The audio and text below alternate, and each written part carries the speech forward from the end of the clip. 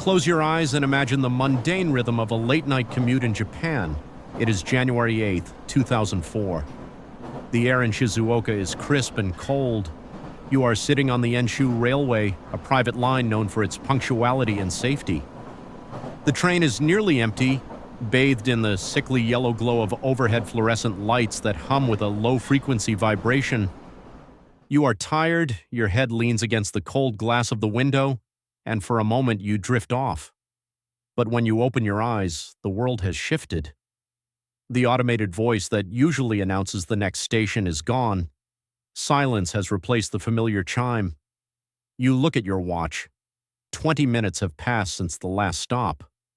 In the world of Japanese railways, a 20-minute gap between stations on a local line is not just a delay, it is a physical impossibility. This is where the story of Hasumi begins, and where your understanding of reality ends. Hasumi was a young woman, a regular worker, who found herself trapped in a glitch. She didn't know it yet, but she had stepped into a null point, a place where the fabric of our dimension has worn thin. She began posting on 2channel, the infamous Japanese image board, seeking advice from strangers. At first, the responses were playful. "You're just on the express train," they said. "Go talk to the conductor," they suggested. Hasumi followed their advice. She walked to the front of the train, her footsteps echoing in the empty car. She knocked on the window of the conductor's cabin. No one answered. The heavy curtain was drawn shut, as if the person behind it was hiding something, or as if there was no one there at all. The train didn't slow down, it didn't stop. It just kept hurtling forward into a darkness so absolute that it seemed to swallow the train's own headlights. Then the tunnel appeared. It wasn't on the map. It was a long, suffocating passage of concrete and shadow. When the train finally emerged on the other side, it began to slow down. The screeching of the brakes sounded like a human scream amplified 1,000 times. The doors hissed open and Hasumi stepped out onto the platform of Kisaragi Station. There were no ticket gates. There were no vending machines. There were no signs of life. The air smelled of old wood and wet earth, a scent of decay that felt centuries old. This is the ultimate stimulation of fear, the fear of the unknown. Hasumi was standing in a liminal space, a transitional zone that had been stripped of its purpose. A station with no passengers is a ghost in the machine of civilization. She checked her phone. The GPS placed her in the middle of a mountain range, miles away from any railway. She was in Japan, but she was no longer in our Japan. The captivation of this legend lies in the details. Hasumi didn't just see a ghost, she experienced an environment that was fundamentally wrong. As she walked along the tracks, hoping to find her way back to the previous station, the world began to react to her presence. The silence was broken by a sound that made her blood run cold, the distant rhythmic beating of taiko drums. In any other context, this would be the sound of a festival, a celebration of life. But in the void of Kisaragi, it was a war drum. It was the heartbeat of a predator. Every beat felt like a physical blow to her chest. And then she saw him, an old man standing perfectly still on the tracks. He was missing a leg. He looked like a mannequin made of gray paper. He spoke only once. "It is dangerous to walk on the tracks."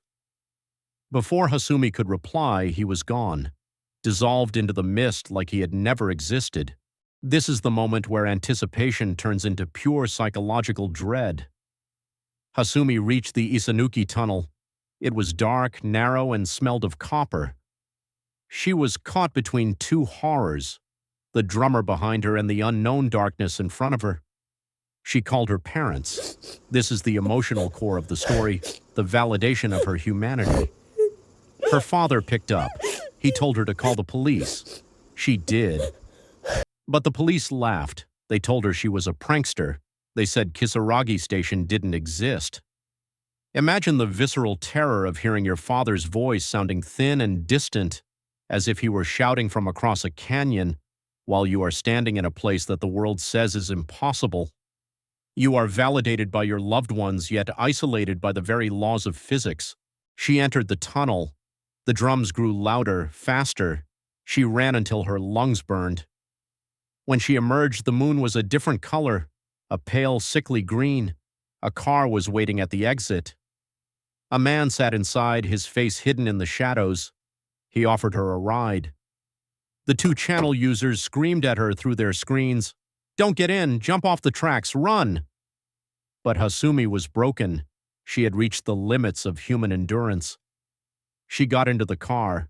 She wanted to believe in the kindness of strangers. She wanted the nightmare to end.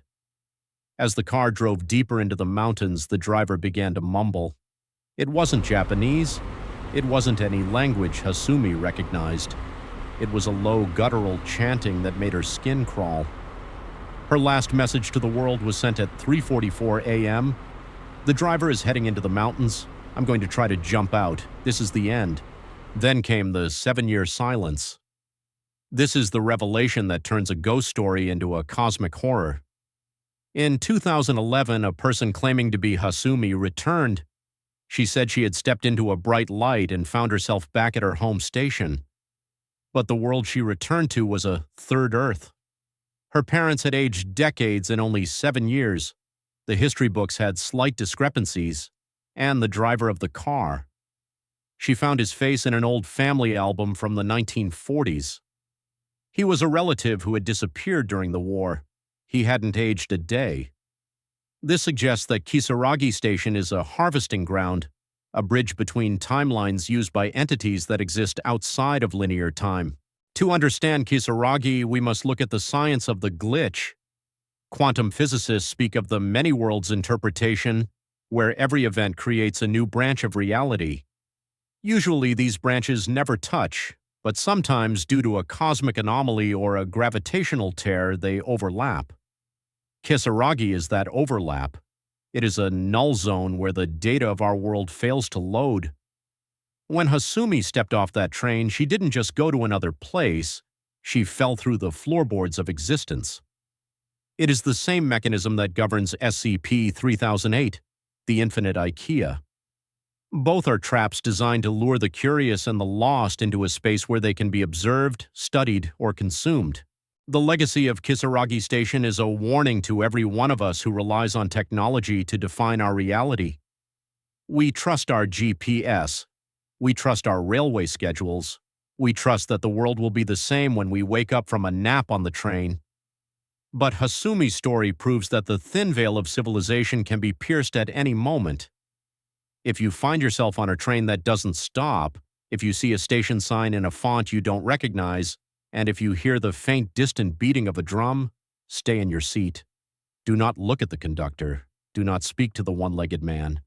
Because once you step onto that platform, the version of you that the world knows is already dead. In the end, the question isn't whether Hasumi was real. The question is whether we are real. Are we the primary reality? Or are we just another station on a track that leads nowhere? As the lights of the city fade into the distance, remember that the darkness outside the window is not empty. It is full of stations that don't exist, waiting for someone to step off the train. This has been a full, deep dive into the Kisaragi archive.